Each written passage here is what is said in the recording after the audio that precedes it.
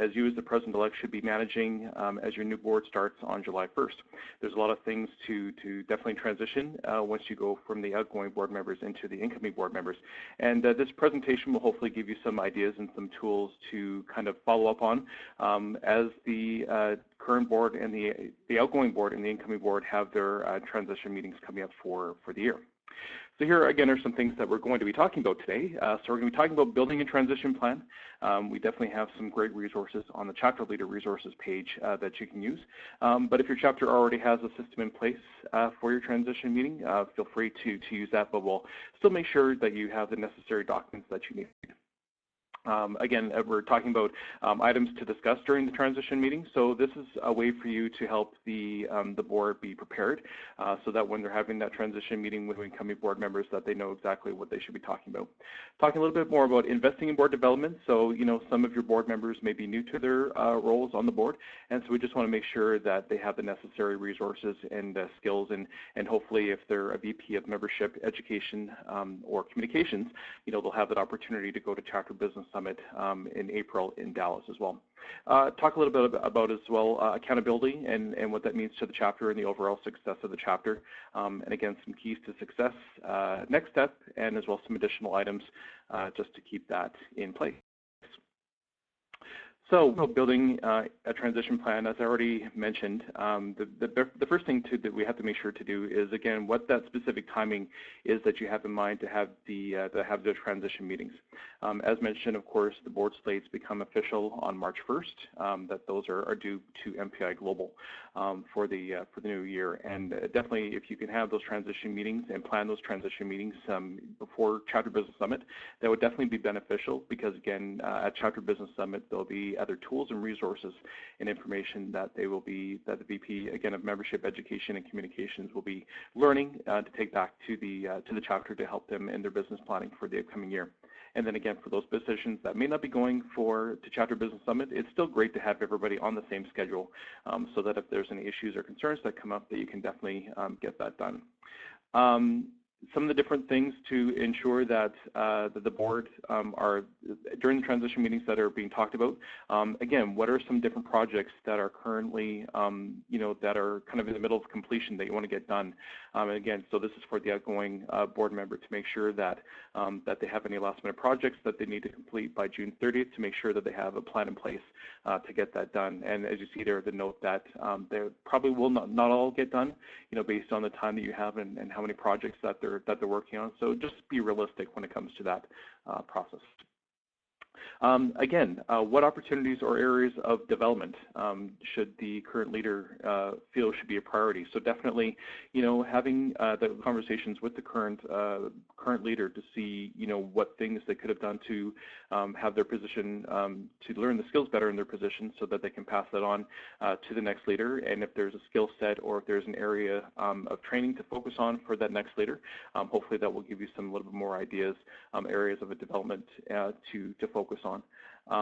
Again, the next point there that you see where it talks about, you know, what you need to support, build, and develop your chapter leader through this process. So again, you know, have your own vision and expectations of your board and making sure that you're communicating that both with the outgoing board member and the incoming board member so they know exactly what they should be facing.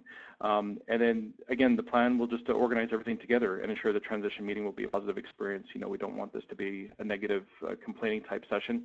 You know, we want this to be, you know, talk about things that worked well, things that didn't work well as part of those transitions meeting, and just to really make it a positive experience for that incoming board member so that they feel confident that the role that they're taking as of July 1st will definitely will be a good one for them.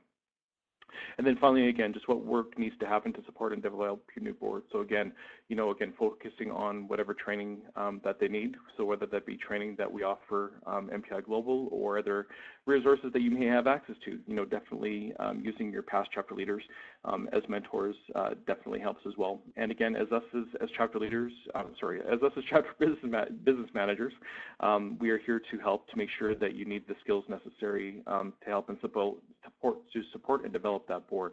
So if there are any topics or things that you think would be a great tool or really resource, you know, in a webinar format or a training format, again, we're happy to do that for you, in that time before the new chapter starts, before the new year starts on July 1st. So as we're talking about items to discuss for each transition, here are some things, some overall goals that really should be part of the transition meeting. So really, what is the position of the chapter in the current community? Are things going well? Do people know about MPI in your community? And are there any potential issues that the committee is facing? So are there any struggles that one committee may be having over another, and how you can come up with possible solutions to get through those potential issues, to kind of in the short term to move it on to the next point, so that it's no longer a issue. What is the budget for each committee? So making sure that the incoming board members know how to read a budget, to understand what that budget is for their committee and how those funds are allocated, because you don't want it to be a surprise for them. And of course, you'll be working on the budget as you work towards having those documents submitted for the new year. But at least to have them as part of that conversation, talking about on the committee and reviewing, current revenue and expenses, so that the group has a good idea of what was budgeted, for this year, and how that can be budgeted or changed for next year if need to. From coming from you again, what are the strategic priorities of the chapter? So again, making sure that each committee has a copy of the business plan and budget as well. And what does the chapter need to do to grow and be successful? So again, making sure that they understand the format of the business plan that you're using, making sure that the business plan is up to date as well, so that people can see what percentage of completion all the action items are on to. I think really helps them get a really good vision, especially for those new board members, to get a really good idea in their minds of what's expected of them, and what the successes have been, and making sure that those successes are being celebrated as well. Because again, as volunteers, we do a lot of work to make the chapter better, and this only helps to definitely get, I guess, that buy-in, once they see the business plan and see what hasn't been done or what has been done. And it also helps them too, I think, when it comes up times for the year-end retreat that will be coming up in the spring as well. Are there certain aspects of the business plan that didn't get completed this year, that they can still focus on, or continue to make sure that, if there's a certain initiative that you're working on, that it gets continued for the chapter. Investing in board development. So again, when we're talking about board development, we're just talking really about, again, for some chapter leaders, this is the first time that they've been involved in a board. They may have been a volunteer before on a committee or things that haven't been involved in a board structure before. And so that's why we kind of say here that new board members, seldom know how to govern and what that means, because there's so many different aspects and things that they have to follow. So again, utilizing those past chapter leaders, I think that in your chapter, and we're not just talking about the current board, but definitely past chapter leaders, if you have an opportunity, to approach them to become mentors, for the new board members, to kind of help them along, so that they understand what it means to be on the board and understand what that means, to govern. Also needing to sit down with the PE, with you as the President-Elect, to ensure that they know about Robert's Rules of Order, that they understand how to make a motion, voting and what that looks like. Making sure that they've taken the MPI 101 session. So that will be another webinar that we will be offering towards the end of March. So anyone that's new on the board, it will be mandatory for them to take the MPI 101 session. And this will just give them a really good introduction to MPI, and board structure and board governance and how that means to them. So it's really important for them to make sure that they're attending that session and they're participating in that session. And especially, again, if they're going to Chapter Business Summit, it's really important for them to have that knowledge beforehand. And just overall, how is the overall chapter run? And how do they fit into that as board members? And how do they kind of support that board culture that you talk about? Everybody should know the MPI vision and mission and understand how their role fits into it. So it's a really good idea to always have that, of course, as part of this transition meeting, but even at your board meetings, making sure that people they live and breathe the vision and mission statement, because, for us to be successful as chapters and as chapter leaders, we need to make sure that we're aligning with MPI's vision and mission statements. And again, new board members need to achieve that familiarity with the communities that they represent. So, for example, if they're not currently attending, monthly programs, it would be a great way to encourage them to come out to chapter events that are taking place, just so that they can start to get to know members, to feel comfortable in different scenarios and situations, so that once they start their new role, on July 1st, they can feel, confident in their responsibility and what's expected of them, and people know their name, people know what their role will be, et cetera. And so I think it's really important to take that time to invest in that board development, and not just to say, okay, you're starting on July 1st, so whether you have a program in place already for board development, or if it's something that you're looking for that we can provide you, definitely let us know. And I think it's a great way, again, to make it, again, welcome and comfortable, again, in the new positions once they start on July 1st. So talking a little bit about with accountability, and accountability is one of those things that's really important, and people have different, I think, ideas of what accountability is. And really, accountability is about having, that courage to confront someone about their deficiencies, and then to stand in that moment and deal with a reaction which may not be pleasant. And it's really important to kind of distinguish between that accountability and blame. I think at times people think that you're blaming somebody because they haven't completed a task or they haven't done it properly, and really it's just a matter of that it's just a selfless act. We want to hold somebody accountable is because we care about their growth, we care about them as a person in their role. And again, some people don't like to, of course, have their deficiencies pointed out to them, but I think it's a matter of to convince themselves that it's out of positivity, it's not out of negativity, and blame. And I think people kind of don't hold people sometimes accountable because they don't want to make people feel bad, and especially as volunteers, they're giving their time and their effort to make sure that the chapter is successful. But again, that honest reassessment, of that motivation that they have will allow them to admit that that there's nothing noble about holding information that we can help them improve. So again, making sure that that there is that accountability, that you hold people to those deadlines or tasks that you give them, because again, that's all part of being a successful chapter, and the reason why that we put together business plans and we follow different processes and making sure that what that is. And as you see there as well, so you as the board are accountable to your members, and the volunteers are accountable to the board as well. Because again, with the board of directors, you're there at that strategic level, moving the chapter forward and keeping that high 35,000 foot type level plan in place. And the volunteers are there as well because they need to kind of do those tactical skills to make sure that it's successful. And so again, you need to make sure that that you have that good balance of the board as well as the volunteers being accountable together. And I think clarity is best when it's written as well, so that if somebody is having issues, that you can really, I guess, spell it out, when you have the written policies and procedures.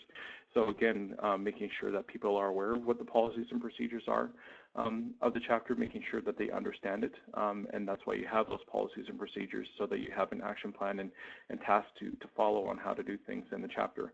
And of course, that also fits in as well with our chapter bylaws.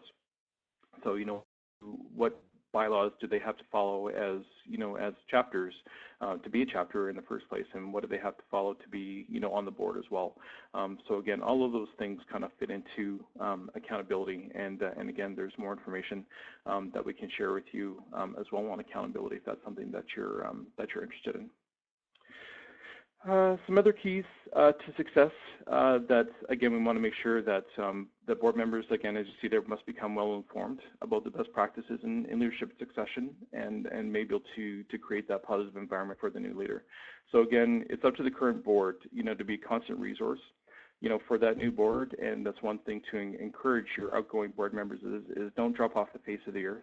Make sure that they're there for a resource for that new leader, because I'm sure there'll be questions that will be coming up for the new leader, and they may not know where to go to answer those questions. So just encourage, again, your outgoing board members to still be there as a resource for that new board member until such time where you, as the current president, as in the new year, can kind of take that aside.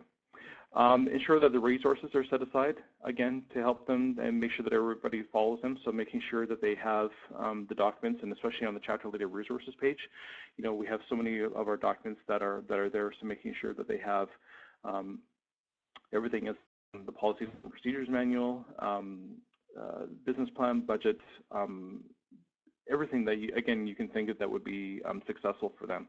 And I know that some chapter leaders or some chapters, will put it into a binder, but if you want to do it electronically, whatever it's going to be to make it sense that it's easily accessible as part of that transition process, so that those documents can be reviewed. And it's not just to say, yep, here's a document and read through it. If they can set aside some time as well in that transition process to go through those resources, I think would be great as well.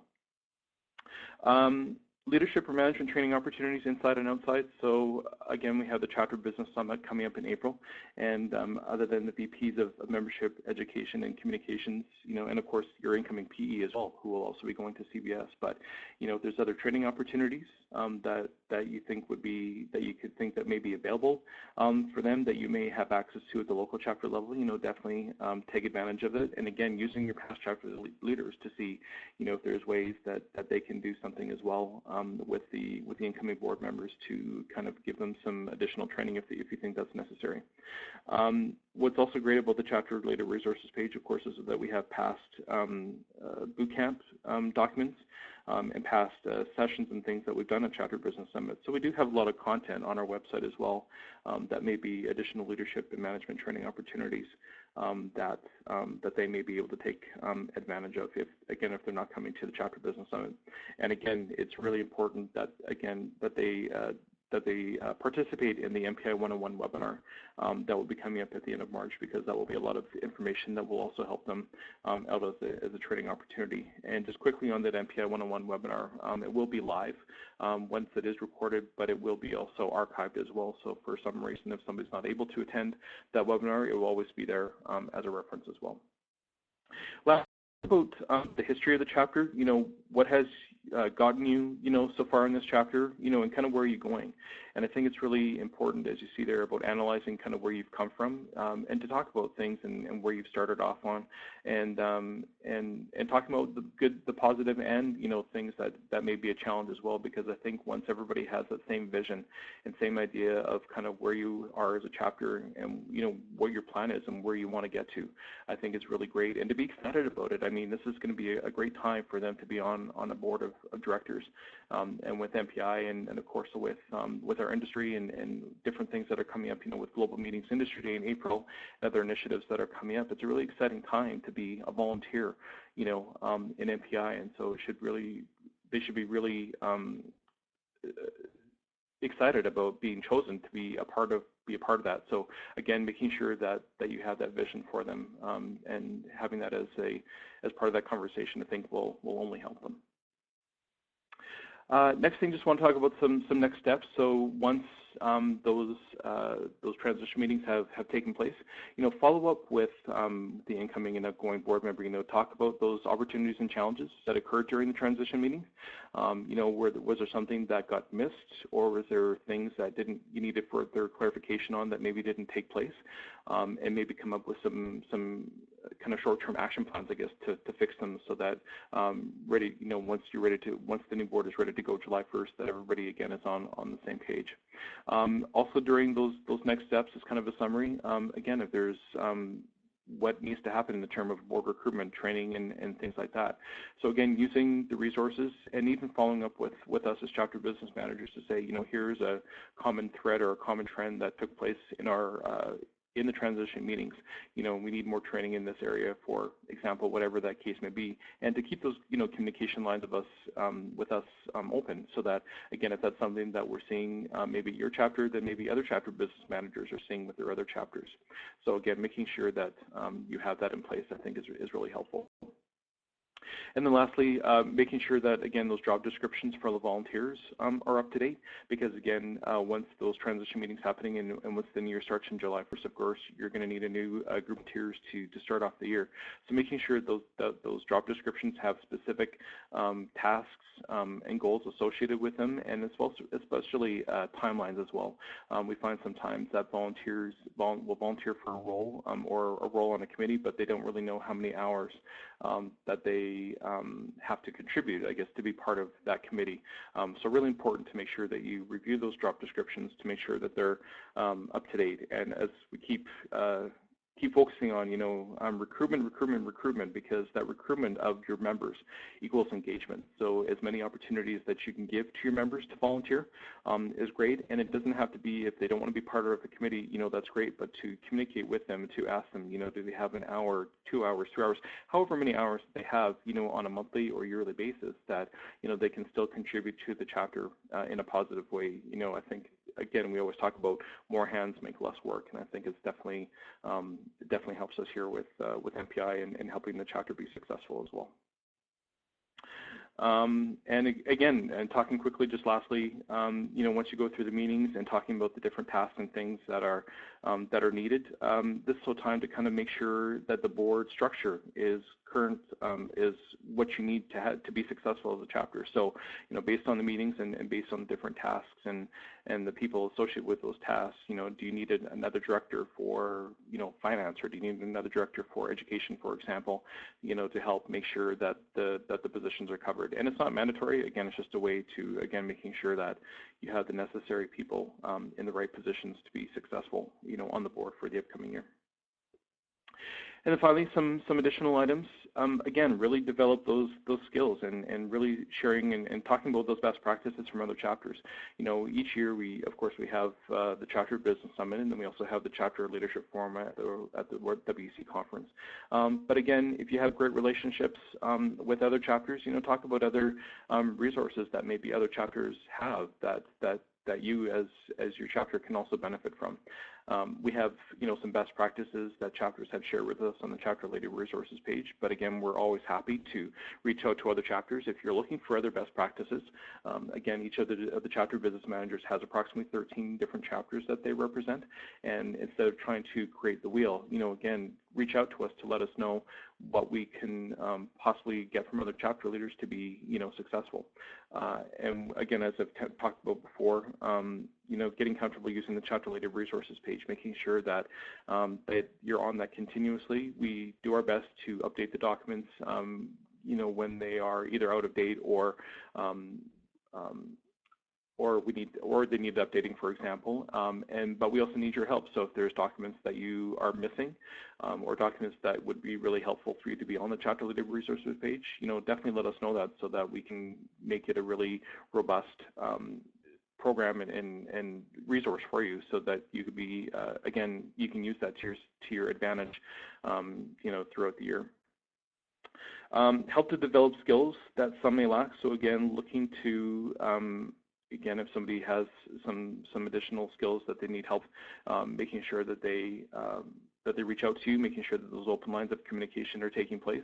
And it's not a bad thing, if somebody isn't as strong, maybe let's say in finance, that they're not too sure how to read a budget, for example, that you walk them through that process, that you give them the training that they need, so that they feel comfortable, because it's the worst thing for somebody not to speak up, because if everybody else knows what's going on and one person doesn't, that one person kind of feels left out, and you definitely don't want that to happen, because you want to make sure that chapter leader is engaged.